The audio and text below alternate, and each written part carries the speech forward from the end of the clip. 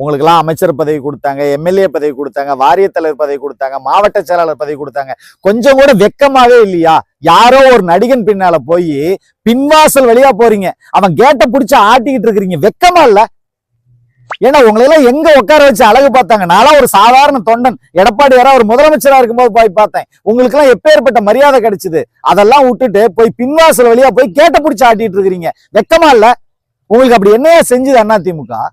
ஒரு மனுஷன் உழைச்சாரு உங்களுக்காக, 234 தொகுதியில் உழைச்சாரு. அந்த நன்றி விசுவாசம் கொஞ்சமாவது இருக்கா உங்களுக்கு எல்லாம்? உங்க தொகுதியில எவ்வளவு பேருக்கு அந்த தொண்டன் தன்னோட ரத்தத்தை வேர்வையா சிந்தி உங்களுக்காக உழைச்சாயா?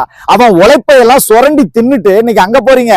அங்க போய் நீங்க உருப்படியா இருக்க போறது இல்லை. ஏன்னா அங்க ஏற்கனவே இருக்கிறவனோட உழைப்பை சுரண்டறதுக்கு தான் இங்க இருந்து அங்க போறீங்க. இதெல்லாம் மானங்கட்ட பொழப்பு பொழைக்கிறத உண்மையிலே சூடு சொரண உள்ளவனா இருந்தா யாரும் இந்த பொழைப்பே பொழைக்க மாட்டாங்க. இதெல்லாம் எதுக்காக பண்றீங்க? பதவி ஆசை. அந்த பதவி வெறி உங்களோட கண் அப்படி கட்டுது. கடைசி வரைக்கும் இந்த வேட்டி கட்டிக்கிட்டு இருக்கிறவன் தான் அதிமுக காரன். ஆனா இந்த வேட்டியில கரை மட்டும்தான் இருக்கணும் அதிமுக கரை. வேட்டியில கரை வந்துடக்கூடாதுன்னு நினைக்கிறவன். ஆனா நீங்க ஒட்டு மொத்தமா கரைபடிஞ்சு போயிருக்கிறீங்க. வெக்கமாவே இல்லையா உங்களுக்கு?